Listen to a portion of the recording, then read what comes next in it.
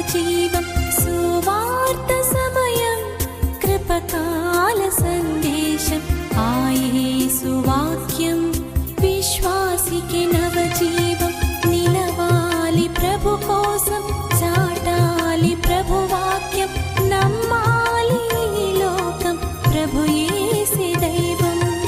అందరూ సాధ్యమైనంత మట్టుకు అన్య భాషలో మాట్లాడగలిగిన వారు అన్య భాషలో 2 నిమిషాలు అన్య భాషలో మాట్లాడండి.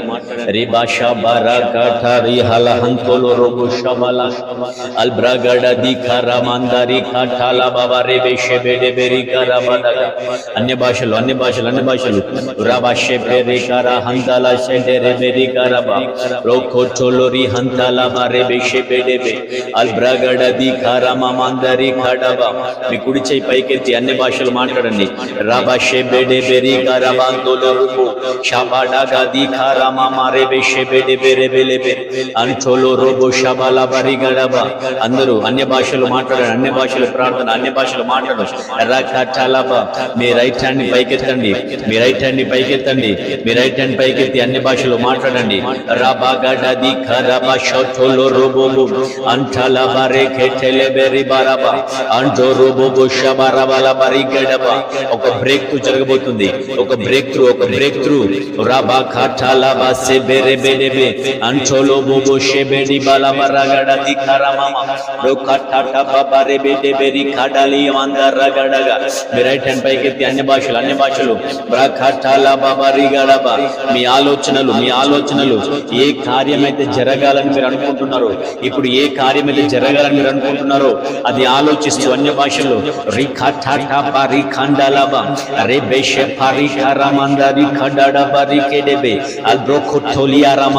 ప్రతి బంధకాలు విప్పబడును గాక, ప్రతి అపవాది కార్యాలయమవును గాక, మన జీవితాల్లో రూపాంతరపరిచే అనుభవం కలుగును గాక, పరిశుద్ధాత్మ అనుభవం మనకు పెరుగును గాక, ప్రార్థన అనుభవం పెరుగును గాక, ఇంటర్సీజన్ అనుభవం పెరుగును గాక, యేసు నామమున విజ్ఞాపనల ఆత్మపైన కుమ్మరింపబడును గాక. రాబా గడ డబ డబలి బరబా షాబారి బాడా గడ దిఖర మందరే బెడెబే షఖఠోలో రిబాదాగా అంచల బారే బెడెబెడి బరాగా రఖఠఠ బాబా షాబరబా మాంఠోలో రిబాది ఖరబడి గరబా. ఇంతమందికైతే అపవాది యొక్క బాణాలు వ్యతిరేకంగా పనిచేస్తున్నాయో, మనుషుల యొక్క ఆలోచనలు వ్యతిరేకంగా పనిచేస్తున్నాయో, అపవాది ఎక్కడైతే వ్యతిరేకంగా బలంగా పనిచేయగలుగుతున్నాడో అక్కడ వాడి అధికారం కొట్టివేయబడును గాక, వాడి అధికారం కొట్టివేయబడును గాక.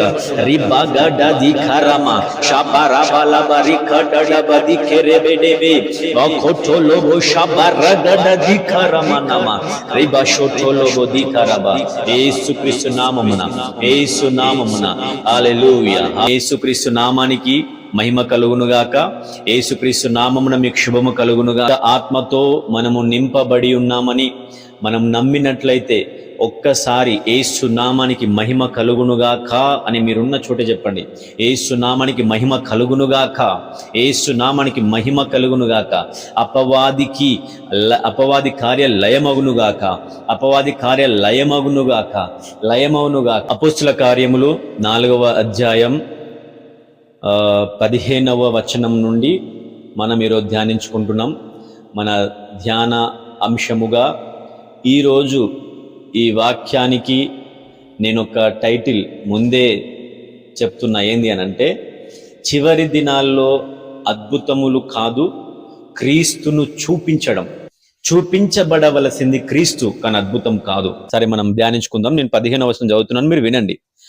అప్పుడు సభ వెలుపలికి పోండని వారికి ఆజ్ఞాపించి తమలో తాము ఆలోచన చేసి. అంటే ఈ సందర్భం ఏంటి అనంటే, అపోస్తులుడైన యోహాను, పేతురు ఇద్దరు దేవుని యేసుక్రీస్తు నామమును బట్టి అక్కడ ఒక అద్భుతము జరిగింది. ఆ అద్భుతమును బట్టి అపోస్తులైన పేతురు, యోహానును వాళ్ళు బంధించారు.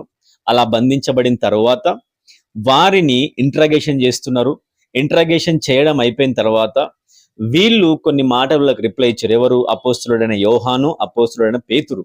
వీళ్ళు వాళ్ళకి రిప్లై కొన్ని ఇచ్చిన తర్వాత, వాళ్ళ తరఫున వాళ్ళు వ్యాజ్యం ఆడుకున్న తర్వాత, end of the discussion, end of the conversation, దాని కన్క్లూజన్ ఏంటి అని అంటే, వీళ్ళను గట్టిగా బెదిరించి వీళ్ళకు ఒక ఆర్డర్ పాస్ చేసి వీళ్ళని పంపిద్దామని చెప్పి వాళ్ళు కన్ఫర్మ్ చేసుకున్నారు. ఎవరు? పెద్దలు, వీళ్ళు శాస్త్రులు, పరిసయ్యులు, వీళ్ళు పరిశుద్ధాత్మ చేత నడిపించబడుతున్న వాళ్ళు కాదు, మతపరమైన ఆత్మ చేత నడిపించబడుతున్న వ్యక్తులు వాళ్ళు. ఎవరు? శాస్త్రులు, పరిసయ్యులు, సద్దూకైలు, ఇంకా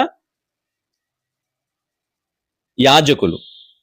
వీళ్ళు డిస్కషన్ ఏం చేస్తున్నారు అని అంటే 15వ వచనంలో, అప్పుడు సభ వెలుపలకి పొండి అని వారికి ఆజ్ఞాపించి తమలో తాము ఆలోచన చేసిర్రు. ఏమని ఆలోచించిర్రు వీళ్ళు అనంటే, ఈ మనుషులను మనము ఏమి చేద్దాము, వీరి చేత ప్రసిద్ధమైన సూచక క్రియ చేయబడి ఉన్నది అని ఎరుషలేములో కాపురమున్న వారికి అందరికీ స్పష్టమే. అది జరగలేదని మనం చెప్పజాలం. హల్లెలూయా. ఈ పరిశుద్ధాత్మ చేత నింపి నడిపించబడుతున్న ఈ సేవకుల ద్వారా, అపోస్తలుడైన పేతురు ద్వారా, అపోస్తలుడైన పౌలు ద్వారా ప్రసిద్ధమైన సూచక్రియ జరిగింది. ఇది మొదటి శతాబ్దం. ఇదే శతాబ్దం, మొదటి శతాబ్దంలో, అంటే సంఘం భూమిపైన ఆరంభించబడ్డ సమయం. అది మొదటి శతాబ్దం అంటే మొదటి సంవత్సరం. ఇప్పుడు 2026వ సంవత్సరం ఉంది. అట్లా మొదటి సంవత్సరంలో ఈ సూచక క్రియ సంఘాన్ని ఆరంభించిన పేతురు ద్వారా జరిగింది. ఈ సూచక క్రియ మామూలు సూచక క్రియ కాదు, ఇది ప్రసిద్ధమైన సూచక క్రియ. ఇది ప్రసిద్ధమైన సూచక క్రియ అని ఎవరు చెప్తున్నారు? పరిశుద్ధాత్మ చేత నడిపించబడుతున్న వ్యక్తి కాదు చెప్తుంది, సంఘస్థులు కాదు చెప్తుంది, విశ్వాసులు కాదు చెప్తుంది, మతపరమైన ఆత్మ చేత నడిపించబడుతున్న ఒక వ్యక్తి, కొందరు వ్యక్తులు చెప్తున్న మాట ఇది ప్రసిద్ధమైన సూచక క్రియ అని. హల్లెలూయా. ఈ మాటని నేను జ్ఞాపకం చేసుకుని నేను మీతో మాట్లాడాలనుకున్న మాట ఏంటంటే, నువ్వు పరిశుద్ధాత్మ చేత నింపబడిన వ్యక్తివై ఉండి కూడా ఎక్కడైతే సూచక క్రియలు జరగాలో అక్కడ సూచక క్రియలు జరగట్లేదు అని అంటే దానికి కొన్ని కారణాలు ఉన్నాయి. హల్లెలూయా. నువ్వు అనుకుంటావు ఏమని, నేను మారు మనసు పొందలేదా, నేను పాపాలు ఒప్పుకోలేదా, నేను బాప్తిజం పొందుకోలేదా, నేను యేసుక్రీస్తు ప్రభు నామాన్ని నేను ఒప్పుకోవట్లేదా, నేను విశ్వాసినిగానా, నా రక్షణ కార్యం వృధా అయిపోయిందా, నేను పనికిరాని దాన్నా, నేను పనికిరానున్నా, దేవుడు నన్ను చూస్తలేడా, దేవుని కార్యాలు నా ద్వారా జరగవా, నా ప్రార్థనలకు జవాబు రావా అని నువ్వు అనుకుంటున్నావు కదా. నువ్వు ఆలోచిస్తున్న ఆ ప్రశ్నకి, ఆ మాటలకి సమాధానము నేను చెప్పేది ఏంది అని అంటే, మనము ఇక్కడ పేతురు యోహానుల యొక్క జీవితంలో నుండి మనం ఒకటి తీసుకుందాం. ఏంది అని అంటే, ఈ పేతురు యోహానులు ఇక్కడ ప్రసిద్ధమైన సూచక క్రియ చేయడానికి గల కారణం ఏంటంటే, మొట్టమొదటిది యేసే నిజమైన దేవుడు అని ప్రకటింపబడడానికి లేదా రుజువుపరచడానికి అటువంటి ప్రసిద్ధమైన సూచక క్రియ వారి ద్వారా జరగడానికి దేవుడు ఒక అవకాశాన్ని కలిగించింది అక్కడ. హల్లెలూయా. గమనించండి, ఎక్కడైతే దేవుడు ఎవరు, అసలు దేవుడు ఉన్నాడా లేదా, దేవుడు అనేటోడు ఉంటే ఇలాంటి పరిస్థితులు ఎందుకు, అసలు దేవుడు అంటే ఎవరు, అసలు ఆ ముచ్చట ఏంది అనే ప్రశ్నలు ఎక్కడైతే లేస్తాయో, అనే అనుమానాలు ఎక్కడైతే ఉంటాయో, అటువంటి భయంకరమైన పరిస్థితి ఎక్కడైతే ఉంటుందో అక్కడ ఇలాంటి ప్రసిద్ధమైన సూచక క్రియలు జరగడానికి దేవుడు అనుమతినిస్తాడు. హల్లెలూయా. ఇది గమనించండి. ఇలాంటి ప్రసిద్ధమైన సూచక క్రియలు, ప్రసిద్ధమైనవి అని అంటే popular, most popular miracles, great miracles, గొప్ప సూచక క్రియ. గొప్ప సూచక క్రియ అంటే ఏంటంటే, పుట్టుకతో కుంటివాడు లేచి నిలబడ్డం, పుట్టుకతో గుడ్డివాడు చూడగలగడం, పుట్టుకతో మూగవాడు మాట్లాడడం, చెవులు వినడానికి అవకాశమే లేనోడు వినగలగడం, లేకపోతే లివర్ పాడైన లివర్ ని బాగు చేయడం, కుష్ఠరోగం శుద్ధీకరింపబడడం, ఇవన్నీ ప్రసిద్ధమైన సూచక క్రియలు. తాగుబోతులు మార్చబడడం, ఇవన్నీ ప్రసిద్ధమైన సూచక క్రియలు. అంటే కొన్ని ఊర్లలో, నేను అక్కడక్కడ మనం విలేజ్ లో చూస్తుంటాం, ఏంది అనంటే, పలానా ఊర్లో పలానా మనిషి పేరు ఎత్తగానే, అరే వాడా పచ్చి తాగుబోతురా, అరే వాడా పచ్చి తిరుగుబోతు, వాడొక బేకార్ అనే ఎవరి గురించి అయితే ఆ ఊరు మొత్తం సాక్ష్యం చెప్తుందో, వింటున్నారా? ఎవరి గురించైతే ఆ ఊర్లో సాక్ష్యం మారుమోగుతుందో అలాంటి వ్యక్తి మారు మనస్సు పొంది, అలాంటి వ్యక్తి మార్చబడి అదే ఊర్లో ఎక్కడైతే వీడు వేస్ట్, వీడు చెత్త, వీడు తాగుబోతూ తిరుగుబోతూ వ్యభిచారి అని సాక్ష్యం పొందుకున్నాడో అదే ఊరిలో అరే వీడు తాగుబోతు కదా, వీడు తిరుగుబోతు కదా, వీడు వ్యభిచారి కదా, వీడు మారిండా అని అనుకునే పరిస్థితి వస్తా చూడు. అది ప్రసిద్ధమైన సూచక క్రియ అంటే. హల్లెలూయా. అరే వీడు మనకు చిన్నప్పటి నుంచి తెలుసు, వీడిని కాళ్ళు పనిచేయ కదా, వీడు మనకు చిన్నప్పటి నుంచి తెలుసు, వీడు గుడ్డోడు కదా అని అనుకుని వాణ్ణి చూసి ఎవరైతే అబ్బా వీడు లేచి నిలబడగలిగిండా, వీడు చూడగలుగుతున్నాడా, వీడు మాట్లాడగలుగుతున్నాడా, వీడు మారిపోయిండా, వీడు తాగుడు విడిచిపెట్టేసిండా, వీడు వ్యభిచారాన్ని మానేసిండా, వీడు మారిపోయిండు, అమ్మ నాన్నకు లోబడుతున్నాడు, చెప్పిన మాట వింటున్నాడు, పద్ధతిగా మార్చబడ్డాడు వీడు అని ఏ వ్యక్తి గురించి అయితే సాక్ష్యం పలకబడుతుందో అది ప్రసిద్ధమైన సూచక క్రియ. హల్లెలూయా. అది మోస్ట్ పాపులారిటీ. ఇంకా దాని గురించి అందరు డిస్కషన్ చేయాలా. ఎందుకు నేను ఇంతగానో చెప్తున్నా అంటే దీని గురించిన కొన్ని మాటలు నేను ముందు చెప్తాను. అట్లా ఇలాంటి సూచక క్రియలు జరగాలి అని అందరు ఎదురు చూస్తారు, మంచిదే. పేతురు ద్వారా జరిగిన సూచక్రియలు నా ద్వారా జరగాల, యోహాను ద్వారా జరిగిన క్రియలు జరగాల, ఆదిమ అపోస్తుల కార్యాలు ఎటువంటి కార్యాలు అయితే ఉన్నాయో అవి ఇప్పుడు జరగాలి అని అందరు ఎదురు చూస్తారు, అందరు ఆశపడతారు, మంచిదే. అలాగ ఆశపడడం, అలాగే ఎదురు చూడడం మంచిదే, నేను కాదనట్లా. అలాగా ఆశపడడం అనేది కూడా వాక్యానుసారమే. మారు మనసు పొందిన వ్యక్తికి ఉండవలసిన లక్షణం అది. దాన్ని బట్టి దేవునికి మహిమ కలుగును గాక. అయితే ఇప్పుడు నేను మాట్లాడాలనుకుంటున్న మాట ఏంది అని అంటే, అలాంటి ప్రసిద్ధమైన సూచక క్రియలు జరగడానికి గల కారణం ఏంది? కానీ కొన్ని ఊర్లలో వాడు ఎన్ని సంవత్సరాలు ఉన్నవని బతుకట్లే ఉంటది, ఎన్ని సంవత్సరాలు గడిచిన వాడి జీవితం అట్లే ఉంటది. వాడు మారడు, వాడు కఠిన హృదయాలు కొన్ని మారవు. తాగుబోతుగానే ఉంటాడు, వ్యభిచారిగానే ఉంటాడు. ఇంకా ఎక్కువగా మాట్లాడితే మంచోళ్ళు కూడా, విశ్వాసులు కూడా దిగజారిపోయిన పరిస్థితి వస్తుంది. హల్లెలూయా. వింటున్నారా? ప్రార్థన పరులు కూడా ప్రార్థన మానేయడమే కాదు, వాళ్ళు దిగజారిపోయే పరిస్థితికి వస్తుంది. వాళ్ళు వ్యభిచారంలో పడిపోతారు, వాళ్ళు విగ్రహారాధనలో పడిపోతారు, వాళ్ళు తాగుబోతులో పడిపోతారు, వాళ్ళు దేవునికి దూరం అయిపోయిన బతుకులో వాళ్ళు బతుకుతారు. కారణాలు ఏంటి? ఇలా జరగడానికి కారణం ఏంది? అలా జరగడానికి కారణం ఏంది? వినండి, ఇది చెప్పి ముందుకెళ్తా. ఏ స్థలములో అయితే యేసుక్రీస్తు ప్రభు గురించి లేదా యేసుక్రీస్తు ప్రభు యొక్క బలం, యేసు ప్రభు యొక్క శక్తి ఎక్కడైతే మనుషులకు తెలియకుండా ఉంటుందో, ఆ భూమి మీద 33.5 కోట్ల దేవుళ్ళు ఉన్నారు. ఆ మతానికి ఒక దేవుడు, ఈ మతానికి ఒక దేవుడు, ప్రతి మతానికి ఒక్కొక్క దేవుడు ఉన్నాడు. అదే విధంగా క్రైస్తవ మతానికి కూడా ఒక దేవుడు ఉన్నాడు, ఆయన పేరు యేసుక్రీస్తు ప్రభువు అని ఎక్కడైతే ఆలోచనలు ఉంటాయో, ఎక్కడైతే మనుషులు అట్లాంటి ఆలోచనతో ఉంటారో, ఆ మనుషుల మధ్య యేసుక్రీస్తు ప్రభువే నిజమైన దేవుడు అని నమ్ముతున్న ఒక వ్యక్తి ఉన్నాడు అనుకో, యేసుక్రీస్తు ప్రభువే నిజమైన దేవుడు అని నమ్ముతున్న ఒక వ్యక్తి ఉన్నాడు అనుకో, ఆ వ్యక్తి ద్వారా దేవుడు తన శక్తి ఏంటో, దేవుడు తాను ఏమై ఉన్నాడో ఆ శక్తిని ఆ వ్యక్తి ద్వారా కనపరచడానికి అలాంటి ప్రసిద్ధమైన సూచక క్రియలు ఆయన చేస్తాడు.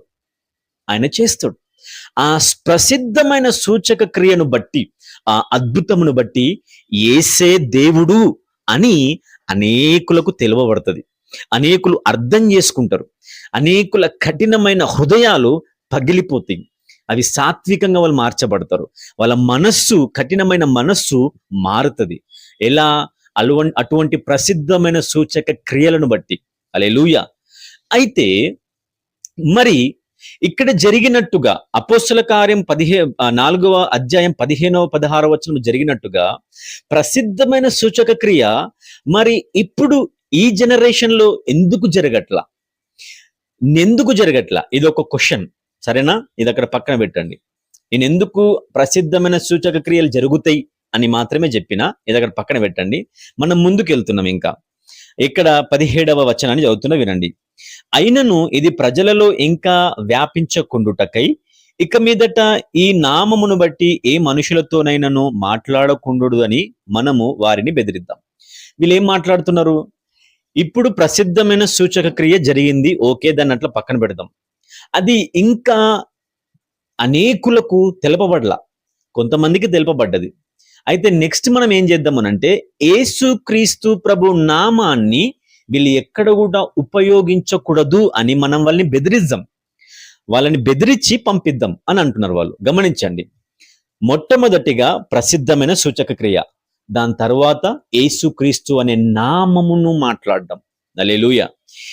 ఏ వ్యక్తి అయితే, గమనించండి, ఏ వ్యక్తి అయితే తన ద్వారా ఒక సూచక క్రియ కనపరచబడుతుందో, అలాగ కనపరచబడిన తరువాత ఆ వ్యక్తి, ఆయన ఒక కామన్ బిలీవర్ కావచ్చు, మామూలు విశ్వాసి కావచ్చు, లేదా సేవకుడు కావచ్చు, ఎవరైనా కావచ్చు, ఆ వ్యక్తి తన ద్వారా దేవుడు తన శక్తిని కనపరుచుకున్న తర్వాత, ఒక అద్భుతమైన సూచక్రియ అక్కడ జరిగిన తర్వాత, అక్కడ ఈ వ్యక్తి ఏం చేయాలంటే, ఇంకా ఆ సూచక క్రియలు మాత్రమే పట్టుకుని పాకలాడొద్దు, దాన్ని వదిలేసేయాల.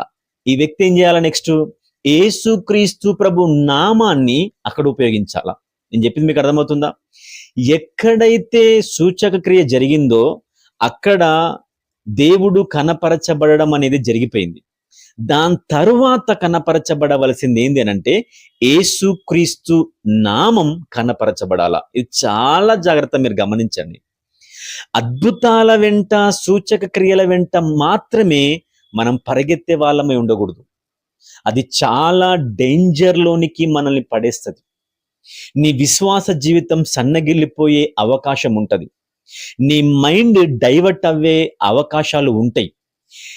ఏ వ్యక్తి అయితే అద్భుతాలు, సూచక క్రియలు, మహత్కార్యాల ద్వారా యేసుక్రీస్తు ప్రభువే నిజమైన దేవుడు అని తెలుసుకుంటాడో, ఆ వ్యక్తికి తరువాత తెలపబడవలసిన విషయం ఏంటి అనంటే, యేసుక్రీస్తు నామం ఆ వ్యక్తికి బయలుపరచబడాల. హల్లెలూయా.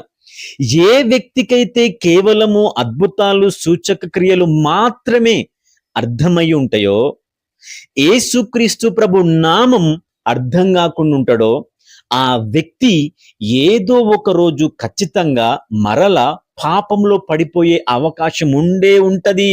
ఇది గమనించు సహోదరుడా, సహోదరి. నీవు అద్భుతాలు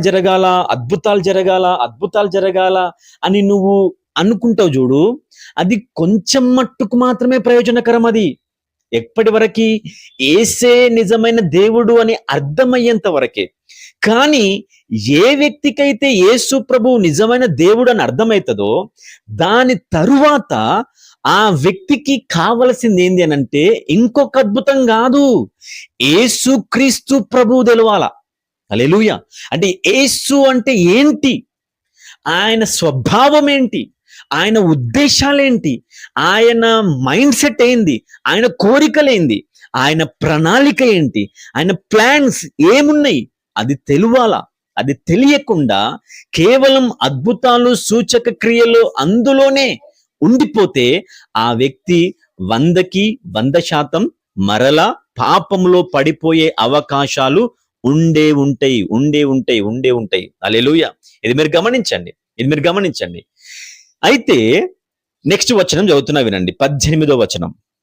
అప్పుడు వారిని పిలిపించి, మీరు యేసు నామమును బట్టి ఎంత మాత్రమును మాట్లాడకూడదు. అబ్బా, యేసు నామమున మీరు మాట్లాడొద్దు అని వాళ్ళు ఎందుకు చెప్పగలుగుతున్నారు తెలుసా? ఎందుకు చెప్పగలుగుతున్నారు అనంటే, వాళ్ళ లోపట క్రీస్తు విరోధి ఆత్మ పనిచేస్తున్నది. వాళ్ళ లోపట ఏ ఆత్మ పనిచేస్తుంది? క్రీస్తు విరోధి ఆత్మ పనిచేస్తుంది. ఎక్కడైతే యేసుక్రీస్తు నామాన్ని ఒప్పుకోకుండా ఒక వ్యక్తి ఉంటాడో, ఆ వ్యక్తిలో క్రీస్తు విరోధి ఆత్మ పనిచేస్తుందని మనకు అర్థం కావాలా. హల్లెలూయా. ఎక్కడైతే యేసు ప్రభు నామాన్ని ఒప్పుకోకుండా అద్భుతాలు మాత్రమే జరుగుతున్నాయో, అది అద్భుతం దేవునికి మహిమకరమైన అద్భుతం కాదు అది. హల్లెలూయా. దేవునికి మహిమకరంగా లేకపోతే యేసుక్రీస్తు ప్రభు నామాన్ని బయలపరచకుండా, అర్థం చేసుకోకుండా అద్భుతాలు సూచక క్రియలు జరుగుతున్నాయి అని అంటే ఆ అద్భుతం సూచక క్రియ అవి దేవునికి సంబంధించినవి కావు. అవి దేవునికి సంబంధించినవి కావు. గమనించండి. అంటే దేవుడు కాకుండా దయ్యాలు కూడా అద్భుతాలు చేస్తాయా? క్రీస్తు విరోధి కూడా అద్భుతాలు చేస్తాడా? లూసిఫర్ కూడా అద్భుతాలు చేస్తాడా? చేస్తాడు. 100కి 100% నేను చెప్తున్నా, చేస్తాడు. నేను చెప్తే మీరు నమ్మాలా? నేను చెప్తే మీరు నమ్మకండి. వాక్యం చెప్పింది నమ్మండి. ఒక్కసారి ప్రకటన గ్రంథం 13వ అధ్యాయం బైబిల్లో తీసి చూడండి. ఇది ఒక్క మాట చెప్పి నేను క్లోజ్ చేసేస్తా సింపుల్గా. 13వ అధ్యాయం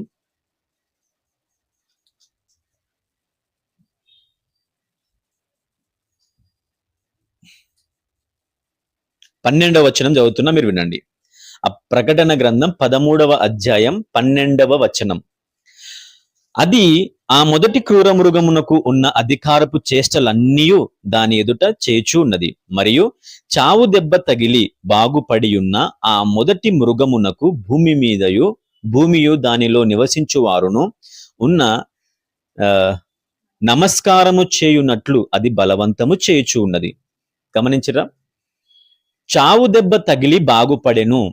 ఈ మాటకు అర్థం ఏంది అనంటే, చివరి దినాల్లో బయలుపరచబడనయ్యున్న, చివరి దినాల్లో యేసుక్రీస్తు ప్రభు రాకడకు ముందు బయలుపరచబడుతున్న క్రీస్తు విరోధి ఆత్మ వాడు ఒక కార్యం చేశాడంట. ఏందది? చావు దెబ్బ తగిలి బాగుపడెను, చావు దెబ్బ తగిలి బాగుపడెను అని.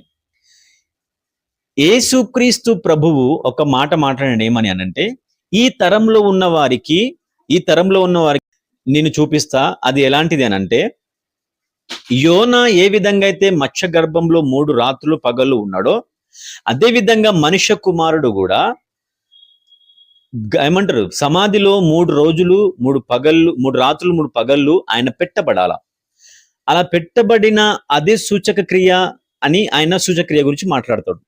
అయితే ఈ సూచక క్రియ ఏ విధంగా ఉంటది అనంటే, అనేకులు మారు మనస్సు పొందే విధంగా ఉంటది అని యేసుక్రీస్తు ప్రభు ఉద్దేశపూర్వకంగా చెప్పిండు. ఏమని? మనుష్య కుమారుడనైన నేను ఎత్తబడాలి, అంటే సిలువ వేయబడాలి. అలా సిలువ వేయబడ్డ నేను పాతి పెట్టబడాలి. పాతి పెట్టబడిన నేను 3 రోజులు అందులో ఉండాలి. 3 రోజుల తర్వాత నేను తిరిగి లేపబడాలి. ఇదే సూచక క్రియ ఈ తరము వారికి నేను చూపెట్టగలుగుతా అని అన్నాడు ఆయన. ఆ సూచక క్రియ సృష్టి ఆరంభము నుంచి అంతము వరకు ఎప్పుడు కూడా జరగనటువంటి, అంటే భవిష్యత్ కాలంలో జరగలేదు, ప్రస్తుత కాలంలో జరగదు, ఫ్యూచర్లో అది జరగదు. ఇంకా అలాంటి సూచక క్రియ యేసుక్రీస్తు ప్రభు చూపించిండు. ఏంది?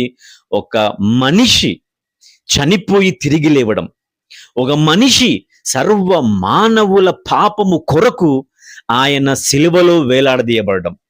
ఈ సూచక క్రియను మించిన సూచక క్రియ లేదు. ఇంకా ఏ మనిషి అయినా సరే మారు మనస్సు పొందగలగాలి అని అంటే ఆ మనిషికి సూచక క్రియ కావాలా? అది ఈ సూచక క్రియయే అని యేసుక్రీస్తు ప్రభువు మాట్లాడిండు. హల్లెలూయా. ఆ సూచక క్రియనే అపవాది ఆధారం చేసుకుంటున్నాడు. ఆధారం చేసుకుని చివరి దినాల్లో వాడు కూడా నేను కూడా చచ్చిపోయి బతుకుతా అని యేసు ప్రభు ఎలాంటి సూచక్రియ చేసిండో అలాంటి సూచక్రియనే వాడు కూడా చేయడానికి ప్రయత్నం చేసిండు. అందుకే వాడి గురించి రాయబడిన మాట ఏంది అనంటే, చావు దెబ్బ తగిలియు వాడు బాగుపడెను అని. హల్లెలూయా. కాబట్టి సూచక క్రియలను ఆధారం చేసుకుని నువ్వు ఉన్నట్లయితే కేవలం నువ్వు పడిపోతావు. క్రీస్తు విరోధి కూడా సూచక్రియలు చేస్తున్నాడు. నెక్స్ట్ వచనం చదువుతున్నా వినండి. 13వ వచనం. అది ఆకాశం నుండి భూమికి మనుషుల ఎదుట అగ్ని దిగి వచ్చినట్లు గొప్ప సూచనలు చేయుచున్నది. వింటున్నారా? ఆకాశము నుండి భూమి మీదికి అగ్ని దింపుతుందంట క్రీస్తు విరోధి ఆత్మ. లూసిఫర్ గాడు ఆకాశము నుండి భూమి మీదికి అగ్ని దించుతున్నాడు. వాడు వాక్యంలో ఒక మాట రాయబడింది ఏమని? అగ్ని, నీరు, పొగ, ఆవిరి వంటి అద్భుతాలు సూచకులు వాళ్ళు చేయుదురు అని. ఎక్కడ? ప్రకటన గ్రంథం 11వ అధ్యాయంలో. అది ఎవరి గురించి రాయబడ్డది? అది దేవుని అభిషేకం పొందిన ప్రవక్తల గురించి రాయబడ్డది. అంటే చివరి దినాల్లో తగ్గఫర్ సూచక్రియ జరుగుతాయి. తగ్గఫర్. పరిశుద్ధాత్మతో నింపబడ్డవాడు సూచక్రియ చేస్తున్నాడు, దురాత్మ చేత నింపబడ్డవాడు కూడా సూచక్రియ చేస్తున్నాడు. గమనించురా జాగ్రత్తగా. సూచక్రియలపై డిపెండ్ అవ్వద్దు, అద్భుతాలపై డిపెండ్ అవ్వద్దు. నేను చెప్తాను వినండి. నెక్స్ట్ చదువుతున్నా వినండి. 14వ వచనం. కత్తి దెబ్బ తినియు బ్రతికిన ఈ క్రూర మృగమునకు ప్రతిమను చేయవలనని అది భూనివాసులతో చెప్పెను. ఆ మృగము ఎదుట చేయుటకు తనకు ఇయ్యబడిన సూచక క్రియల వలన భూనివాసులను మోసపుచ్చుచున్నది. గమనించరా? సూచక క్రియలను దానికి ఇయ్యబడతాయంట. దానికి ఇయ్యబడిన సూచక క్రియలు చేసే అధికారం, ఆ మహత్కార్యాలు చేసే బలం, దాన్ని బట్టి భూనివాసులందరినీ మోసపరుస్తుందంట. అది ఎవరు? దయ్యం. మనము చివరి దినాల్లో ఉంటున్నాం కాబట్టి సూచక్రియలపైన మనం డిపెండ్ అవ్వద్దు. ఎవ్వరం కూడా సూచక్రియలపైన డిపెండ్ అవ్వద్దు. మరి ఏంది పరిస్థితి అనంటే, నేను మరలా సృష్టి ఆరంభం నుంచి ఇంకా కొన్ని కూడా చూపిస్తా. కేవలం సూచక్రియలే కాదు, ఇంకా కొన్ని కూడా ఉన్నాయి. అవి ఏంటి అనంటే, ఒక్కసారి మన బైబిల్ గ్రంథాలని తిప్పుతూ ఆదికాండం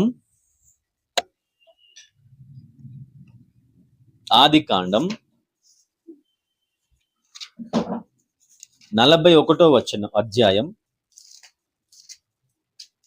ఆదికాండం 41వ అధ్యాయం 16వ వచనం చదువుతున్నా వినండి. ఆదికాండం 41:16.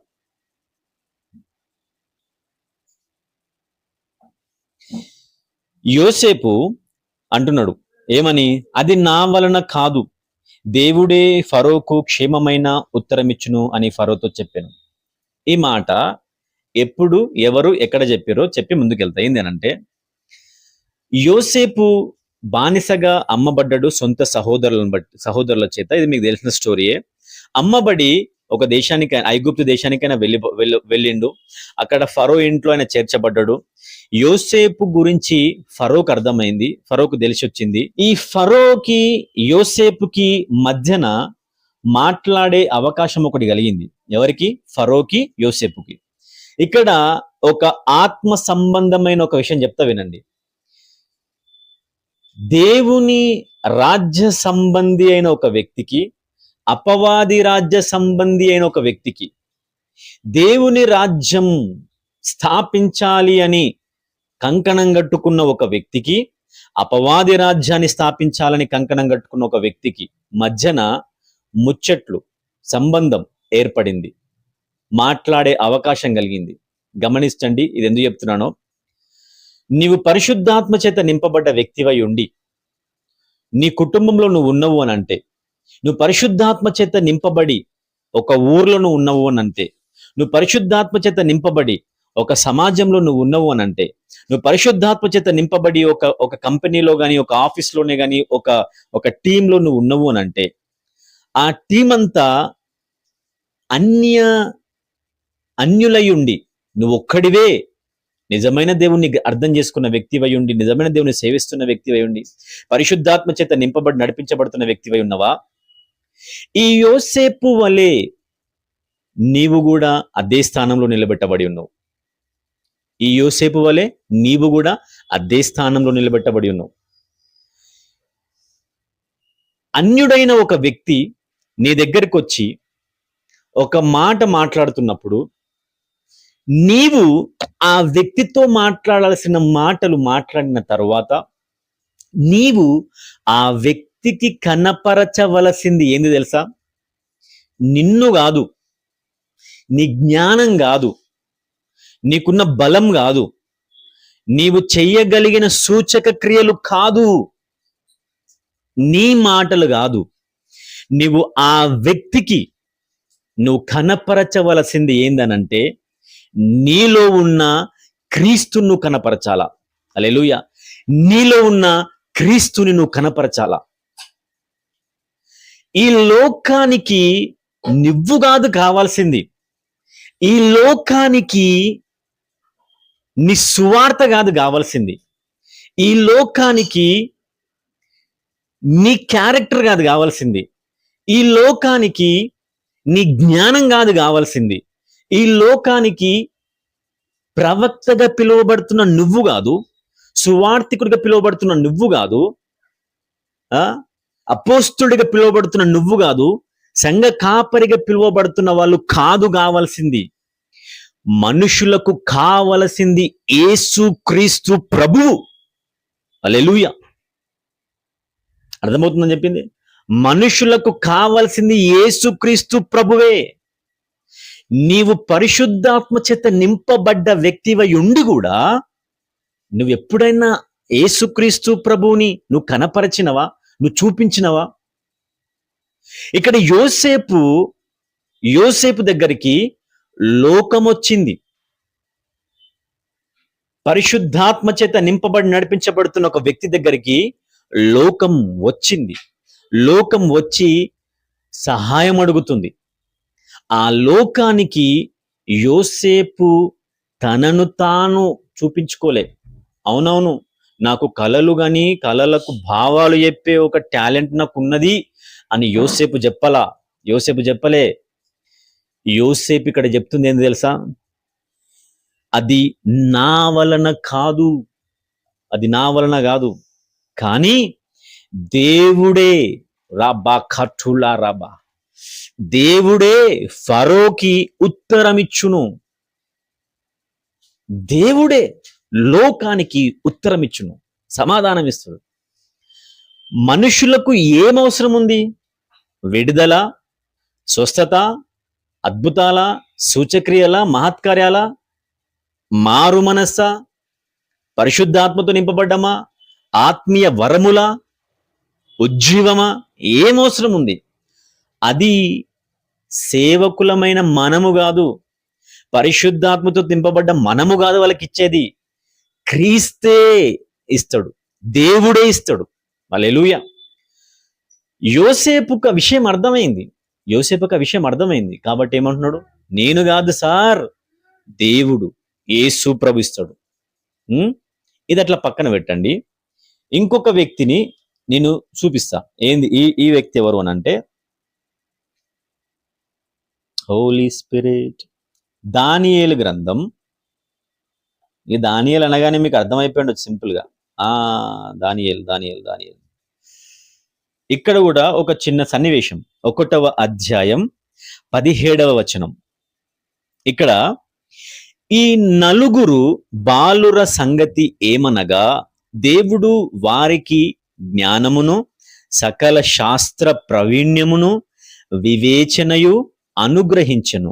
మరియు దానియేలు సకల విధములైన దర్శనములను స్వప్న భావములను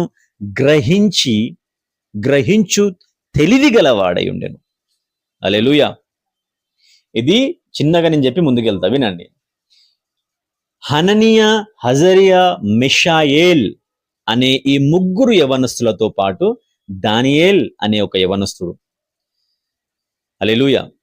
హననియా, హజరియా, మిషాయేల్ ఈ మాటలు పలకగానే వీళ్ళోలప్ప కొత్తలని చెప్తున్నాడు ఈయన అని మీరు ఆ శాఖం అవ్వాల్సిన అవసరం లేదు. అదే 1వ అధ్యాయంలో 6వ వచనం. యూదులలో నుండి దానియేలు, హనన్యా, మిషాయేలు, హజరియా అను వారిని పిలిపించాడు. అర్థమైందా? హనన్యా, హజరియా, మిషాయేలు ఇవి దేవుని చేత పెట్టబడ్డ పేర్లు. ఎవరి చేత పెట్టబడ్డ పేర్లు? దేవుని చేత పెట్టబడ్డ పేర్లు. అయితే ఈ పేర్లు కలిగిన వ్యక్తులను లోకంలో ఉన్న వాళ్ళు అడాప్ట్ చేసుకున్నారు. వ్యక్తులను అడాప్ట్ చేసుకుని అంటే వాళ్ళని తీసుకున్నారు. దానియేలు అనగా దేవుడు నా న్యాయాధిపతి అని అర్థం. రెండవది హనన్య అని అంటే యెహోవా దయామయుడు అని అర్థం. మూడవది మిషాయేల్ అని అంటే దేవునితో సమానులు ఎవరు అని అర్థం. అండ్ నాలుగవదిగా హజరియా అని అంటే యెహోవా ఆదుకుంటాడు అని. మిషాయేల్, హననియా, హజరియా ఈ మూడు పేర్లు దేవుణ్ణి మహిమపరుస్తున్న పేర్లు. ఇవి అర్థమవుతుందా? దేవుణ్ణి మహిమపరుస్తున్న పేర్లు. ఇలా దేవుణ్ణి మహిమపరుస్తున్న వ్యక్తులను లోకం లేదా లోక అధికారులు అడాప్ట్ చేసుకున్నారు, అంటే తీసుకున్నారు, వాళ్ళ దగ్గరకు తీసుకొచ్చి వీళ్ళ పేర్లను మార్చిర్రు, అంటే వీళ్ళ ఐడెంటిటీని మార్చేసిర్రు. వీళ్ళ ఐడెంటిటీని మార్చేసారు.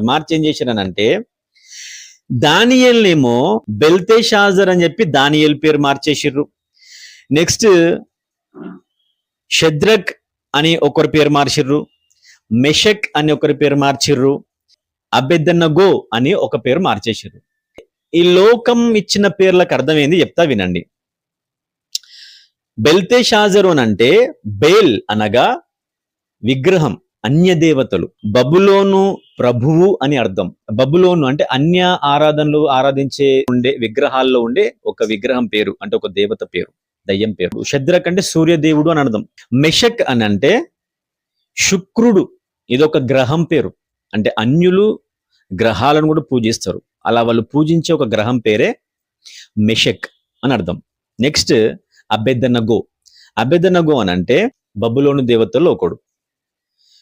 గమనించండి, దేవుణ్ణి మహిమపరుస్తున్న వ్యక్తులను, దేవుణ్ణి మహిమపరుస్తూ ఉన్న ఆ పేర్లను లోకం మార్చేసి అన్య ఆరాధనలు చేసే వ్యక్తులుగా వాళ్ళ పేర్లను మార్చేసింది. అర్థమవుతుందా? అన్య ఆరాధనలు చేసే వ్యక్తులుగా వాళ్ళ పేర్లను మార్చేసింది. నీవి లోకంలో ఉంటున్నావు, నీ ఐడెంటిటీ కొన్ని సందర్భాలలో మారిపోవచ్చు. ఎట్లా? అరే నేను మారు మనసు పొందిన వ్యక్తిని కదా, నేను పరిశుద్ధాత్మ చేత నడిపించబడుతున్న వ్యక్తిని కదా, నేను ప్రతిరోజు ఎన్నిసార్లు ప్రార్థన చేస్తుండే కదా, నేను ప్రతిరోజు ప్రార్థన మానకుండి కదా, ప్రతిరోజు వాక్యం చదవడం మానకుంటుండే కదా, నేను ప్రతి ఆదివారం చర్చికి పోతుండే కదా, నేను ప్రార్థనలో మెలకుగా ఉంటుంటే కదా, ఉపవాస ప్రార్థనలు చేస్తుంటే కదా, ఇవన్నీ ఎక్కడ పోయినాయి? నేను ఎప్పుడైతే ఇక్కడ పనికి మారినో, ఎప్పుడైతే నేను ఇక్కడ పనికి పోవడం స్టార్ట్ చేసినో, ఇక్కడ పని చేస్తున్న స్థలాల్లో అందరూ అన్యులే, అందరూ విగ్రహారాధికులే, అందరూ తాగుబోతులే. వాళ్ళ దగ్గరికి పోయిన తర్వాత నా ఐడెంటిటీ, క్రీస్తులో ఉన్న నా గుర్తింపు పోయి లోకానుసారమైన గుర్తింపు నాకు వచ్చింది అని నువ్వు బాధపడుతున్నావు చూడు, అని నువ్వు ఆలోచిస్తున్నావు చూడు. ఈ హననియా, హజారియల్, మిషాయేల్, దానియేల్ ఈ నలుగురు నీకు ఒక మాదిరి. ఈ నలుగురు మనకు ఒక మాదిరి. మనము శరీరరీత్యా, వృత్తిరీత్యా, పనిరీత్యా మనము లోకపరమైన విషయాలలో బిజీగా అయిపోయి ఉండొచ్చు, కానీ క్రీస్తులో మన గుర్తింపుని మనం విడిచిపెట్టొద్దు. క్రీస్తులో మన గుర్తింపు మనం విడిచిపెట్టొద్దు. అన్యులు మన గుర్తింపుని గుర్తించకపోవచ్చు, కానీ నీవు క్రీస్తులో ఏమై ఉన్నావు, క్రీస్తులోనికి నువ్వు వచ్చిన తర్వాత నూతన సృష్టిగా నువ్వు మార్చబడ్డావు కదా. అలా నూతన సృష్టిగా మార్చబడ్డ నీవు ఏమై ఉన్నావు? ఆ నూతన సృష్టి. ఆ నూతన సృష్టి ఏంటి అనంటే నువ్వు ఒక ప్రార్థన పరుడివి. ఆ నూతన సృష్టి ఏంటి అనంటే నువ్వు ఒక విశ్వాసివి. ఆ నూతన సృష్టి అయిన నీవు ఏంటి అనంటే అన్య భాషలు మాట్లాడగలిగిన వ్యక్తివి. ఆ నూతన సృష్టి అయిన నీవు, నూతన సృష్టిగా మార్చబడ్డ నీవు ఏంటి? ఆ నూతన సృష్టి అనంటే ఆత్మ ప్రపంచంలో అధికారము పొందుకున్న వ్యక్తివి నీవు. ఆ నూతన సృష్టిగా మార్చబడ్డ నీవు ఏంటి? ఆ నూతన సృష్టి అనంటే దేవుని శక్తిని నీ ద్వారా అన్య జనులకు లేదా మనుషులకు కనపరచగలిగిన వ్యక్తివి నువ్వు. అదే నూతన సృష్టివి నువ్వు. అలాంటి నూతన సృష్టివైన నీవు దేవుణ్ణి మహిమపరచాల్సింది పోయి, అలాంటి నూతన సృష్టివైన నీవు యేసుక్రీస్తు ప్రభువుని నీ ద్వారా కనపరచవలసింది పోయి, అలాంటి నూతన సృష్టివైన నీవు క్రీస్తును నీలో చూపించవలసినది పోయి నువ్వేం చేస్తున్నావు తెలుసా? లోకమిచ్చిన ఐడెంటిటీలో నువ్వు అడ్జస్ట్ అయిపోతున్నావు. లోకమిచ్చిన ఐడెంటిటీలో నువ్వు సర్దుకుపోతున్నావు. లోకము నిన్ను ఏ విధంగా గుర్తిస్తుంది తెలుసా? అరే నువ్వు అప్పుడు తాగుబోతున్నావు కదా, అప్పుడు నువ్వు తిరుగుబోతువు కదా, ఇది లోకం గుర్తిస్తుంది నిన్ను. కానీ అదే నీవు క్రీస్తులోనికి వచ్చిన తర్వాత నువ్వు నూతన సృష్టిగా మార్చబడ్డావు. ఈ నూతన సృష్టిగా మార్చబడ్డ నీవు నీ ఒరిజినల్ గుర్తింపు, క్రీస్తులో నీ గుర్తింపు నువ్వు మర్చిపోతున్నావు.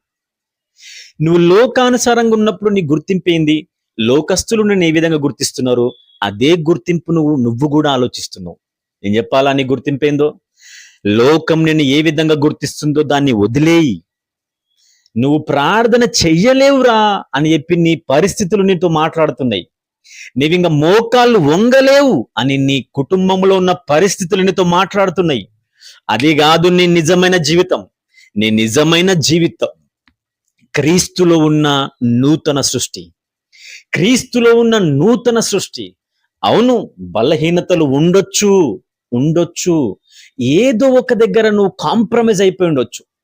ఏదో ఒక చిన్న విషయం దగ్గర నువ్వు లొంగిపోయి ఉండొచ్చు. నువ్వు బలహీనమైపోయి ఉండొచ్చు. కానీ ఇదిగో ఈ సమయాన నిన్ను ప్రోత్సాహపరుస్తున్నా. పరిశుద్ధాత్మనితో మాట్లాడుతున్నాడు, క్రీస్తునితో మాట్లాడుతున్నాడు. తిరిగి నీ నూతన సృష్టి, నువ్వు నూతనీకరింపబడ్డ క్రీస్తులో ఉన్న నీ ఆ ఐడెంటిటీని తిరిగి ధరించుకో. ప్రార్థన జీవితాన్ని తిరిగి ధరించుకో. అదే నీ నిజమైన ఐడెంటిటీ, అదే నీ నిజమైన గుర్తింపు. నువ్వు ప్రార్థన పరుడివి. క్రీస్తులోనికి రాకముందు నువ్వు తాగుబోతువై ఉండొచ్చు, కానీ క్రీస్తులోనికి వచ్చిన తర్వాత నువ్వు నూతన సృష్టివి. ఆ నూతన సృష్టివైన నీవు ప్రార్థన పరుడివి. క్రీస్తులోనికి వచ్చిన నీవు నూతన సృష్టివి. ఆ నూతన సృష్టివైన నీవు ప్రవచించగలిగిన వ్యక్తివి. అన్య భాషల్లో మాట్లాడగలిగిన వ్యక్తివి. అపవాది కార్యాలను త్రొక్కిపారేసే వ్యక్తివి. అపవాదిని కుటుంబంలో ఒక్కొక్కరిని ముడుతుంటే నువ్వు చేతగాని వ్యక్తిగా ముడుచుకొని కూర్చునే వ్యక్తివి కావు. నీ మనోనేత్రాలు వెలిగింపబడి ఏసే నా బలం, ఏసే నా ఆధారం అని నువ్వు తిరిగి నిలబడి నువ్వు యేసు నామమున మోకరించి నీ కుటుంబంలో, నీ వ్యక్తిగత జీవితంలో, నీ యొక్క సంఘంలో జరుగుతున్న అపవాది కార్యాలను నీవు తిరిగి వాటిని అన్నిటినీ లయపరిచే శక్తి కలిగిన వ్యక్తివి నువ్వు. ఇట్లా మాట్లాడుతున్నప్పుడు నీ లోపట జరుగుతున్న ఒక ఆలోచన, ఇట్లా ఈ వాక్యం వింటున్నప్పుడు నీ లోపట కలుగుతున్న ఒక చలనం ఉంది చూడు, అదే నీ లోపట ఉన్న పరిశుద్ధాత్మ యొక్క కదలిక. దాన్ని ఆపకు. పశ్చాత్తాప పడాలని కనిపిస్తుందా? నీ పాపాలు ఒప్పుకోవాలని అనిపిస్తుందా? యేసు ప్రభువా నాకు నువ్వు కావాలి అని అరవాలనిపిస్తుందా? అరువు, మాట్లాడు. ప్రభువా నాకు నువ్వు కావాలా, నేను పడిపోయిన స్థితిని నాకు జ్ఞాపకం చేస్తుంది నీకు స్తోత్రం అని చెప్పు. నేను పడిపోయిన స్థితిని నాకు జ్ఞాపకం చేస్తుంది నీకు స్తోత్రం ప్రభువా. లోకం గుర్తిస్తున్న దాన్ని, లోకం నాకు ఇచ్చిన ఆ గుర్తింపుని నేను విడిచిపెట్టాలా ప్రభువా. నీలో నేను ఏమై ఉన్నా నూతన సృష్టిని అది నేను తిరిగి ధరించుకోవాలా, అది నేను తిరిగి పొందుకోవాలా ప్రభువా. నేను పరిశుద్ధాత్మను పొందుకున్నప్పుడు నన్ను నేను కనపరచడానికి ప్రయత్నం చేసిన, నన్ను క్షమించు ప్రభువా. నువ్వు నాకు అందుబాటులో ఉన్నప్పుడు నిన్ను నిర్లక్ష్యం చేసిన, నన్ను క్షమించు ప్రభు అని చెప్పు. ఈ వాక్యం వింటున్న సహోదరుడా, సహోదరి, క్షమించమని అడుగు నోరు తెరిచి.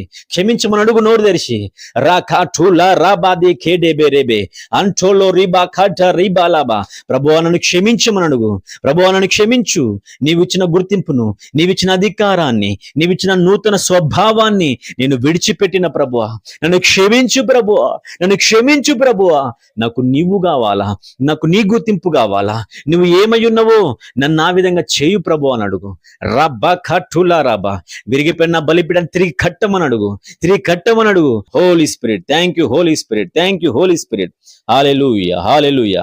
సరే, చివరిగా నేను కొన్ని వచనాలు చదివి ఈ సెషన్ ని క్లోజ్ చేసుకుంటాను. వినండి. తిరిగి అపోస్తుల కార్యం 4వ అధ్యాయం ఇప్పుడు 19వ వచనంలోకి వస్తున్నారండి. బోధింపను కూడదు, మాట్లాడొద్దు, బోధింపకూడదు అని ఆజ్ఞాపించెను. యేసు ప్రభు నామాన్ని వాళ్ళు మాట్లాడొద్దు, యేసు ప్రభు నామాన్ని వాళ్ళు బోధించొద్దు అని వాళ్ళకు గట్టిగా వార్నింగ్ ఇస్తున్నారు. అంటే నీకు అర్థం అవ్వాల్సిన విషయం ఏంది తెలుసా? ఏ మనిషి అయినా సరే వాడు ఎంత భయంకరమైన పరిస్థితులకు దిగజారిపోయినా, ఆ వ్యక్తి ఒకవేళ యేసు అనే నామాన్ని ఉపయోగించగలిగితే, యేసుక్రీస్తు ప్రభు నామాన్ని ఉపయోగించగలిగితే ఆ వ్యక్తి తిరిగి పునరుద్ధరింపబడతాడు, తిరిగి ఆ వ్యక్తి కట్టబడతాడు, తిరిగి ఆ వ్యక్తి జీవితంలో పడిపోయిన బలిపీఠం కట్టబడుతుంది. అది అపవాదికి తెలుసు, ఈ విషయం అపవాదికి తెలుసు. కాబట్టి ఏం మాట్లాడుతున్నాడు వాడు? ఈ అధిపతుల ద్వారా, అధికారుల ద్వారా మీరు యేసు అనే నామమును మాట్లాడొద్దు, ఉచ్చరింపకూడదు, బోధించొద్దు. బట్ ఎంత స్మార్ట్ గా మాట్లాడుతున్నాడు. యేసు అనే నామాన్ని ఉచ్చరించొద్దు అని నేను చెప్తున్నా. యేసు నామాన్ని నువ్వు ఉచ్చరించు, పలుకు నీ నోట్లో. ఏమని? నీ ఇంట్లోనికి వెళ్తున్నప్పుడు నువ్వు గేట్ ఓపెన్ చేయగానే, నువ్వు వాకిట్లకు అడుగు పెడతావా? అడుగు పెట్టగానే యేసు నామమును నేను అడుగు పెడుతున్నా అని చెప్పు, కార్యాలు జరుగుతాయి. నువ్వు ఇంట్లో డోర్ ఓపెన్ చేస్తున్నావా? యేసు నామమున నేను డోర్ ఓపెన్ చేస్తున్నా అని చెప్పు. యేసు నామమున నా ఇంట్లో అడుగు పెడుతున్నా, యేసు నామమున నా ఇంట్లో పనిచేస్తున్న దయ్యాలు వెళ్ళిపోవాలని చెప్పు. యేసు నామమున నా ఇంట్లో పనిచేస్తున్న అసమాధానం తొలగిపోవాలా. యేసు నామమున నా ఇంట్లో జరుగుతున్న అక్రమ క్రియలు పోవాలా. యేసు నామమున నా ఇంట్లో జరుగుతున్న క్రీస్తుకు విరుద్ధమైన కార్యాలు ఆగిపోవాలా. యేసు నామమున నా ఇంట్లో ప్రతి మోకాలు వంగాల అని నువ్వు చెప్పు. ప్రార్థనాత్మ కుమ్మరింపబడుతుంది, పరిశుద్ధాత్మగడ కుమ్మరింపబడుతుంది, దేవుని కార్యాలను చూస్తావు. మేము కన్న వాటిని విన్న వాటిని చెప్పకుండా ఉండలేం అని వారికి ఉత్తరం ఇచ్చిరి. కన్న వాటిని అంటే చూచిన వాటిని, విన్న వాటిని అంటే క్రీస్తుని గురించి ఏమేమి విన్నారో అది విన్న వాటిని, కన్న వాటిని చెప్పకుండా మేము ఉండలేం. ఒక మాట చెప్పి నేను క్లోజ్ చేస్తా, వినండి. సాక్ష్యం చెప్పడం గురించి వీళ్ళు మాట్లాడుతున్నారు. ఒక వ్యక్తికి సాక్ష్యం చెప్పే అవకాశం నీకు వచ్చిందనుకో, నువ్వు యేసుక్రీస్తు ప్రభువు చేసిన కార్యాలను, నీ జీవితంలో చేసిన కార్యాలను నువ్వు చెప్పు. కానీ సాక్ష్యం అనే వంక పెట్టుకొని నువ్వు ఏ వ్యక్తులను కూడా నువ్వు బ్లేమ్ చేయొద్దు. అర్థమవుతుందా? సాక్ష్యం చెప్పడం వేరు, సాడీలు చెప్పడం వేరు. అపవాది ఒక స్మార్ట్ ప్లే, తెలివిగా చాలా మంది నాలుకలను, ఆలోచనలు వాడుకుంటాడు. ఏమని? మీ సాక్ష్యం చెప్పండి సిస్టర్, మీ సాక్ష్యం చెప్పమ్మా అని ఎవరన్నా అడిగినా, లేకపోతే నీ సాక్ష్యము చెప్పే అవకాశం నీకు వచ్చినా, అక్కడ వాళ్ళు ఏం చేస్తారు అని అంటే చెప్తారు ఇక సాక్ష్యం. ఏమని? అప్పట్లో మా భర్త ఇట్లుండే, మా భర్త నాకు మస్తు కొడుతుండే, మస్తు తాగొస్తుండే, లేకపోతే మా అమ్మ అట్లా చేస్తుండే, మా నాయన ఇట్లా చేస్తుండే, నేను అట్లా చేస్తుంటే ఇట్లా చేస్తుండే అని చెప్పేసి ఆ పాత జీవితం, ఆ చెత్త జీవితం, క్రీస్తుకు వ్యతిరేకంగా బ్రతుకుతున్న జీవితం, అపవాది చేసిన క్రియలవన్నీ, ఏ క్రియలు? అపవాది క్రియలు. ఆ అపవాది క్రియలన్నీ గంట సేపు చెప్పేసి లాస్ట్కు దేవుడు నన్ను మార్చేసిండు, ఇప్పుడు గిట్లున్నా అంటే నువ్వు అపవాది చేసిన కార్యాలను గంట సేపు చెప్పి లాస్ట్ చివరికి 1 సెకండ్ 2 సెకండ్లు దేవుడు నన్ను మార్చిండు అని ఒక్క మాట చెప్పేసి వదిలేస్తావు. అంటే ఇక్కడ నువ్వు ఎవరికి ప్రియారిటీ ఇస్తున్నావు, ఎవరికి ప్రాముఖ్యతనిస్తున్నావు, ఎవరు చేసిన మాటలకి నువ్వు ప్రాధాన్యతనిస్తున్నావు, సమయాన్ని ఎక్కువగా ఇస్తున్నావు. దేవుడు నీ జీవితంలో ఏం చేసిండు అది చెప్పు. దేవుడు నీ జీవితంలో చేసిన కార్యాలను నువ్వు చెప్పకుండా, దేవుడు నీ మనస్సును ఎట్లా మార్చిండో అది చెప్పకుండా, నీ ఒంటరితనంలో దేవుడు నిన్ను ఎట్లా ఆదరించిండో అది చెప్పకుండా, నీ రోగగ్రస్తమైన ఆ పడక మీద దేవుడు నిన్ను ఎట్లా స్వస్థపరిచిండో అది చెప్పకుండా, నీ కఠినమైన మనస్సును దేవుడు ఎట్లా మార్చిండో అది చెప్పకుండా, నీ మనస్సును దేవుడు ఎట్లా మార్చిండో అది చెప్పకుండా, నీకు మారు మనస్సు ఎట్లా పొందుకున్నావో అది చెప్పకుండా, నీ పరిస్థితులను దేవుడు ఎట్లా మార్చిండో ఆ విషయాలు చెప్పకుండా, గతంలో జరిగిన అపవాదిని జీవితంలో చేసిన కార్యాలన్నిటిని వివరిస్తూ చెప్పాల్సిన అవసరం లేదు. ఈరోజు నేను కొంచెం మాట్లాడి నువ్వు కొంచెం నేర్పిస్తా. ఏంది అని అంటే, సాక్ష్యం చెప్పాలన్న అవసరం వచ్చినప్పుడు ఒకటే మాట, ఏంది? నా పాత జీవితం భయంకరమైనది, నేను పాప స్వభావంతో నేనున్నా, సమాధానం లేకుండా నేనున్నా, తాగుబోత్తనంలో నేనున్నా. అటువంటి టైంలో దేవుని కృప నన్ను దర్శించింది, దేవుని ప్రేమ నన్ను దర్శించింది. నా కఠినమైన మనస్సు ఆ ప్రేమ నన్ను మార్చింది. సిలువ దర్శనం నా స్థితిని మార్చింది. యేసు క్రీస్తు ప్రభు యొక్క పేరు నా బతుకును మార్చింది. మార్చబడిన తర్వాత నాకు సమాధానం వచ్చింది, నెమ్మది వచ్చింది, నాకు ఆనందం వచ్చింది. నేను వాక్యం చదవడం స్టార్ట్ చేసిన, దేవుని గురించి ఇంకా ఎక్కువ తెలుసుకోవడం స్టార్ట్ చేసిన, యేసు క్రీస్తు ప్రభుతో ప్రార్థనలో సమయాన్ని గడపడం నేను ఆరంభించిన. ఆయనతో సమయాన్ని గడుపుతున్న కొద్దికి నా ఆత్మలో నేను ఆనందించడం, నా మనసు ఉప్పొంగడం నేను అది చూస్తున్నా. నా కుటుంబంలో పరిస్థితులు మారినాయి, నా ఆర్థిక పరిస్థితి మారింది, నా ఆరోగ్య పరిస్థితి మారింది, నా మైండ్ మారింది, నా సిచ్యువేషన్స్ మారినాయి. ఇలాగా నువ్వు దేవుడు చేసిన కార్యాలని ఎక్కువగా చెప్పు. అపవాది చేసిన కార్యాలని అవసరం లేదు, చెప్పాల్సిన అవసరం లేదు, చిన్నగా చెప్పి వదిలిపెట్టే అంతే. దీన్ని బట్టి కూడా యేసుక్రీస్తు నామం మహిమపరచబడుతుంది. హల్లెలూయా. సాక్ష్యం చెప్పడం అని అంటే, క్రీస్తు గురించి నువ్వు ఏం విన్నావు, క్రీస్తు గురించి నువ్వు ఏం చూసినావు, అది చెప్పడమే సాక్ష్యం. కానీ సాడీలు చెప్పడం కాదు సాక్ష్యం అంటే. సాడీలు చెప్పడం కాదు. ఇక సాడీలు చెప్పంగానే అబ్బా సార్ ఎంత కష్టపడ్డాడు, అమ్మ ఎంత కష్టపడ్డది అని వాళ్ళు సింపతి చూపెట్టాలన్నా, అని వాళ్ళు సింపతి నీ పైన చూపెడతారు, నీవు వాళ్ళకి ప్రదర్శింపబడతావు. నువ్వు సాక్ష్యం చెప్పిన దాన్ని బట్టి నీవు ప్రదర్శింపబడొద్దు సహోదరుడా, సహోదరి. నువ్వు చెప్పిన సాక్ష్యాన్ని బట్టి క్రీస్తు ప్రదర్శింపబడాలా. ఎందుకు అనంటే, సాక్ష్యం కన్న వాటిని విన్న వాటినే చెప్పడం. నువ్వేం చూసినావు, ఏం విన్నావు? సాడీలు విన్నావా? అయితే సాడీలు చెప్తావు. నువ్వేం ఏం ఏం చూసినావు? నువ్వు ఇతరులు నిన్ను హింసిస్తున్న దాన్ని చూసినావా? అయితే నువ్వు అదే మాట్లాడతావు. కానీ దేవుడు నీ జీవితంలో చేసిన గొప్ప కార్యాలు నువ్వు చూడలేదా? దేవుడు నీతో మాట్లాడిన మాటలు నువ్వు వినలేదా? దేవుని మెల్లనైన ఆ చల్లని స్వరాన్ని, ఆ ప్రేమ గల కనికరము గల స్వరాన్ని నువ్వు వినలేదా? ఆయన నీ జీవితంలో గొప్ప కార్యాలు చేయలేదా? అవి చేసినట్లయితే, నువ్వు అవి విన్నట్లయితే నువ్వు అవే మాట్లాడుతావు. సాడీలు మాట్లాడవి. ఇంకా ఆ మనిషి అట్లా చేసిండే, ఈ మనిషి ఇట్లా చేసిండే, నాకు ఆ మనిషి మోసం చేసిండు, ఈ మనిషి మోసం చేసిండు, నా బతుకంత ఇట్లా అయిపోయింది అని ఇవి మాట్లాడడం మానే. క్రీస్తు గురించి మాట్లాడడం ఇదే సాక్ష్యం. క్రీస్తు చేసిన కార్యాలను మాట్లాడడమే సాక్ష్యం. కన్న వాటిని విన్న వాటిని చెప్పకుండా ఎట్లా ఉండగలం సార్ అని పేతురు అంటున్నాడు, యోహాన్ అంటున్నాడు. హల్లెలూయా, హల్లెలూయా. నేను చివరిగా ఒక వచనం చదివి క్లోజ్ చేస్తా. 21వ వచనం. చెప్పకుండా ఉండలేమని వారికి ఉత్తరం ఇచ్చిరి. ప్రజలందరూ జరిగిన దానిని గురించి దేవుని మహిమపరచుచూ ఉండిరి. హల్లెలూయా. ఏం చేశారంట వాళ్ళు? పేతురు యోహానులు ఎవరి గురించి సాక్ష్యం ఇచ్చిర్రో ఆ వ్యక్తి గురించి ప్రజలు విన్నారు. పేతురు యోహానులు ఎవరినైతే చూపించగలిగినారో ఆ ప్రజలు ఆ వ్యక్తిని చూడగలిగారు.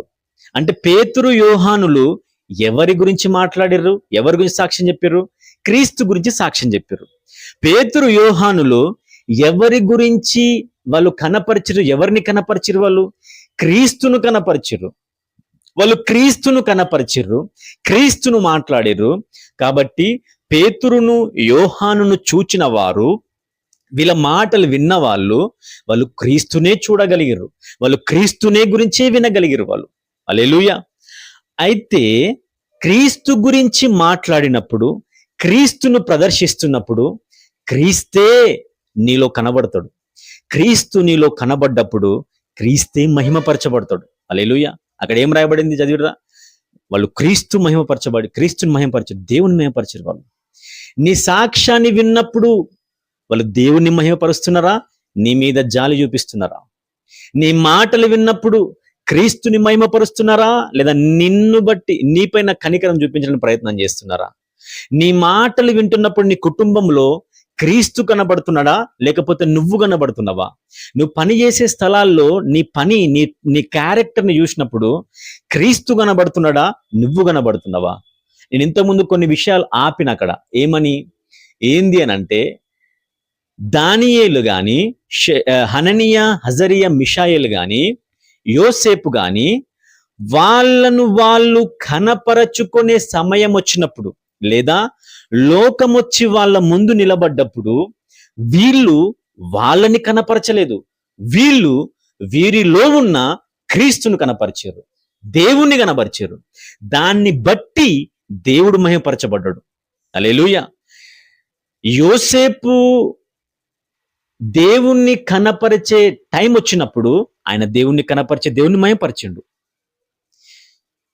దానియేలు దేవుణ్ణి కనపరిచే సమయం వచ్చినప్పుడు ఆయన దేవుణ్ణి కనపరిచి దేవుని మహిమపరిచిండు. హననియా, మిషాయేల్, హజరియా దేవుణ్ణి కనపరిచే సమయం వచ్చినప్పుడు వాళ్ళు దేవుణ్ణి కనపరిచి మహిమపరిచారు. వీళ్ళే అక్కడ కనిపించింది, కానీ వీళ్ళ పనులు, వీళ్ళ మాటలు దేవుణ్ణి చూపించినాయి, దేవుణ్ణి ప్రదర్శించినాయి. అదేవిధంగా పేతురు, యోహానులు కూడా దేవుణ్ణి కనపరిచే అవకాశం వచ్చినప్పుడు వాళ్ళు దేవుని కనపరిచి దేవుని మహిమపరిచారు. అదేవిధంగా ప్రస్తుతం నీ కుటుంబంలో నీ ద్వారా దేవుణ్ణి కనపరిచే అవకాశం, సమయం ఇప్పుడొచ్చింది. లేసి క్రీస్తుని కనపరచు. క్రీస్తుని నువ్వు ఇప్పుడు కాకపోతే ఇంకెప్పుడు కనపరుస్తావు? ఎప్పుడు కనపరుస్తావు? చూపించు నీ మాటల్లో, చూపించు నీ ప్రవర్తనలో. మోకాళ్ళొంగు. వాళ్ళు క్రీస్తుని కనపరచడానికి గల అవకాశం ఏంది తెలుసా? దేవుని మహిమపరచడానికి గల అవకాశం ఏంటో తెలుసా? వాళ్ళు చేసిన ప్రార్థన. హల్లెలూయా. దానియేలు 7 సార్లు ప్రార్థించే వ్యక్తి. షడ్రక్, మేషక్, అబేద్నెగోలు ప్రార్థన పరులు. యోసేపు ప్రార్థన పరుడు. అబ్రహాం ప్రార్థన పరుడు. ఇస్సాకు ప్రార్థన పరుడు. యాకోబు ప్రార్థన పరుడు. మోషే ప్రార్థన పరుడు. ఇంకా యెహోషువ ప్రార్థన పరుడు. యోనా ప్రార్థన పరుడు. నోవాహు ప్రార్థన పరుడు. పేతురు ప్రార్థన పరుడు. యోహాను ప్రార్థన పరుడు. వీళ్ళకి ప్రార్థన చేసే అలవాటు వీళ్ళకున్నది. ప్రార్థనలో సమయాన్ని గడిపే అలవాటు వీళ్ళకున్నది. ప్రార్థన చేసే అలవాటు వీళ్ళకున్నది. నీవు ఆ అలవాటు ఉన్నదా? నీకు అలవాటు ఉన్నదా? ప్రార్థనలో మోకాళ్ళొంగి కన్నీళ్లు గార్చే అలవాటు నీకున్నదా? విజ్ఞాపనలు చేసే అనుభవం నీకున్నదా? నశించిపోతున్న ఆత్మల గురించి తప్పించి ప్రార్థించే అనుభవం నీకున్నదా? నశించిపోతున్న నీ కుటుంబం గురించి కన్నీళ్లు గార్చే బాధ, ఆ నొప్పి నీకు లేదా? ప్రార్థన ఒక్కటే నీకు సమాధానం. ప్రార్థన ఒక్కటే మనకు దిక్కు. డాక్టర్ బిల్లీ గ్రహం గారిని ఇంటర్వ్యూ చేస్తూ ఒకరోజు అడిగిందంట ఒక యవనస్తుడు, సార్ మీ పరిచర్య ఎంత గొప్పగా అవడానికి, మీరు దేవుని చేతులు ఎంత బలంగా వాడబడ్డానికి కారణం ఏంటి సార్ అంటే, ఆయన అన్నాడంట, రాసుకో నీకు చెప్తా నేను 3 కారణాలున్నాయని అన్నాడంట. ఫస్ట్ రీజన్ ప్రార్థన. వాడు రాసేస్తున్నాడు గబగబా ప్రార్థన అని. రెండవది ప్రార్థన అన్నాడంట. అది షాక్ అయిపోయాడు. రాసుకో అని చెప్పిండు. మూడవది ప్రార్థన. నువ్వు 100 సార్లు అడిగినా నేను ఇదే చెప్తాన్నాడు ఆయన, ప్రార్థన. డాక్టర్ బిల్లీ గ్రహం గారు దేవుని పరిచర్యలో బలంగా వాడబడడానికి కారణం ప్రార్థన. డిజెస్ దినకరణ్ గారు దేవుని కొరకు బలంగా వాడబడడానికి కారణం ప్రార్థన. టిఎల్ ఆస్బన్ గారు ప్రార్థన. భక్త సింగ్ గారు ప్రార్థన. సాధు సుందర్ సింగ్ గారు ప్రార్థన. డాక్టర్ అబ్రహాం రాజు గారు ప్రార్థన. ఇంకెవరు, ఓసన్న గారు ప్రార్థన. ఇంకా చెప్పాల్సిన ప్రతి ఒక్కరు ప్రార్థన ప్రార్థన ప్రార్థన ప్రార్థన. హల్లెలూయా. చార్లెస్ ఫిన్నీ గారు ప్రార్థన. జాన్ వెస్లీ గారు ప్రార్థన ప్రార్థన ప్రార్థన ప్రార్థన. హల్లెలూయా. నువ్వు ప్రార్థన చెయ్యకుండా దేవుని యొక్క శక్తి నీ ద్వారా నువ్వు కనపరచలేవు. నువ్వు ప్రార్థనలో సమయాన్ని గడపకుండా దేవుణ్ణి నీలో నువ్వు కనపరచలేవు. ప్రార్థనలో సమయాన్ని గడపకుండా లోకానికి నీ ఐడెంటిటీ చూపించే టైం వచ్చినప్పుడు నువ్వు క్రీస్తుని కనపరచలేవు. నీ ఐడెంటిటీ మూసుకోవాల్సి వస్తుంది. నువ్వు లోకానుసారమైన ప్రవర్తించాల్సి వస్తుంది సహోదరుడా. అది భయంకరం, అది భయంకరం. ప్రార్థనలో సమయాన్ని గడపడానికి చివరి దినాల్లో నువ్వు ఎక్కువగా ఆశ చూపి నీ శరీరం లోబడట్లేదా? ప్రార్థన అనగానే భయం వస్తుందా? ప్రార్థన అనగానే నిర్లక్ష్యం వస్తుందా? ప్రార్థన అనగానే నిర్జీవంగా ఆవిలెంతలు, నిద్ర, ఎక్కడ లేని ఫోన్ కాల్స్, ఎక్కడ లేని డిస్టర్బెన్స్ వస్తున్నాయా? ప్రార్థన చేయడానికి అపవాదిని డిస్టర్బ్ చేస్తున్నాడు. అపవాది మన పైన ప్రయోగిస్తున్నప్పుడు వాని అగ్ని బాణాలు మొట్టమొదటిగా నీ దగ్గర పాడైపోతున్న ఒక విలువైన వస్తువు ఏంది తెలుసా? ప్రార్థన అనే ఒక విలువైన ఆయుధం. హల్లెలూయా. అపవాది చేత ప్రయోగింపబడుతున్న అగ్ని బాణాలకి మొట్టమొదటిగా డ్యామేజ్ అయ్యేది నీ ప్రార్థన జీవితమే. కాబట్టి ఆ ప్రార్థనని కాపాడుకో. నువ్వు ఏ సిచ్యువేషన్, పరిస్థితులు ఎంత భయంకరంగా ఉన్నని, నీకు ఓపిక లేకపోయినా మోకాళ్ళొంగడం నేర్చుకో, దేవుని దగ్గర గోజాడడం నేర్చుకో, కన్నీటితో ప్రార్థన చేయడం అలవాటు చేసుకో. ఇదొకటే దిక్కు. చివరి దినాల్లో మనం ఉన్నాం. అతి భయంకరమైన దినాలు ఇవి. అద్భుతాలపైన నువ్వు డిపెండ్ అవ్వకు. ఎవరో వచ్చి అద్భుతం చేయాలా మా ఇంట్లో, ఎవరో వచ్చి నా కుటుంబంలో అద్భుతం చేయాలా, మా ఊర్లో అద్భుతం చేయాలా, చెయ్యరు. నీ కుటుంబానికి నువ్వే దిక్కు. నీవు లేకపోతే నీ కుటుంబం నాశనం అయిపోద్ది. ప్రార్థించే యోసేపు లేకపోతే నెక్స్ట్ తరానికి, దానికి అక్కడ గమనం లేదు. ఆ దేశానికి, హల్లెలూయా, నెక్స్ట్ తరానికి అక్కడ గమనం లేదు. యోసేపు ప్రార్థన పరుడు అక్కడ నిలబడ్డాడు కాబట్టి ఫరో రాజ్యం అక్కడ నిలబడగలేదు. ప్రార్థన ఒక్కటే మనకు దిక్కు. ఒకవేళ నువ్వు ప్రార్థించే ఆ ఆత్మను కోల్పోయినవా, ఆ మంటను కోల్పోయినవా, ఆ భారాన్ని కోల్పోయినవా, ప్రార్థించాలన్న తపన కోల్పోయినవా, అయితే యేసుక్రీస్తు ప్రభు నామమున నేను తిరిగి నిన్ను ఆహ్వానిస్తున్నా. ఈరోజు ప్రార్థనలో నాతో పాటు ఏకీభవించు. ప్రార్థనలో అడుగు నోరు తెరిచి. మీకు ఒక మాట చెప్పాల, చివరిగా, ఆఖరికి ఈ భూమిపైన ఉన్నన్ని రోజులు యేసుక్రీస్తు ప్రభువు కూడా ప్రార్థనతోనే బ్రతికిండు. ఆయన ప్రతిరోజు ఆయన ఏకాంతంగా ప్రార్థన చేసిండు. ప్రతి రాత్రి ఆయన ఏకాంతంగా ప్రార్థనలో సమయాన్ని గడిపిండు. ఆయన ఒకవేళ రాత్రి పూట ప్రార్థనలో ఏకాంతంగా సమయాన్ని గడిపి ఉండకపోయి ఉంటే ఆయన దేవుని రాజ్యాన్ని నిర్మించేవాడే కాదు, అద్భుతాలు, సూచకులు, మహత్కాలు చేసేవాడే కాదు, దేవుని చిత్తాన్ని చేసేవాడే కాదు. దేవుని చిత్తం నువ్వు చేయాలనుకుంటున్నావా? అయితే నువ్వు ప్రార్థన చేయాల్సిందే, నువ్వు యాచనలు చేయాల్సిందే, విజ్ఞాపనలు చేయాల్సిందే, దేవునికి కృతజ్ఞతాస్తుతులు చెల్లించాల్సిందే. హల్లెలూయా. కాబట్టి ప్రార్థన చేసే ఆత్మతో నింపమని అడుగుదాం. 2 నిమిషాలు నాతో పాటు ప్రార్థనలు ఏకీవించండి. ప్రభువా, ప్రార్థించే ఆత్మన పైన కుమ్మరించండి అని నోరు తెరిచి అందరూ అడగండి. ఈ ఆన్లైన్లో జాయిన్ అయిన ప్రతి ఒక్కరు ప్రార్థించే ఆత్మతో నన్ను నింపమని అడగండి. యేసు ప్రభువా, ప్రార్థించే ఆత్మతో నన్ను నింపండి ప్రభువా, ప్రార్థించే ఆత్మతో నన్ను నింపు ప్రభువా, ప్రార్థన ఆత్మతో నన్ను నింపు, ప్రార్థన ఆత్మతో నన్ను నింపు ప్రభువా. ప్రార్థించే ఆ భారాన్ని, ప్రార్థించే ఆ అనుభవాన్ని నేను కోల్పోయిన ప్రభువా,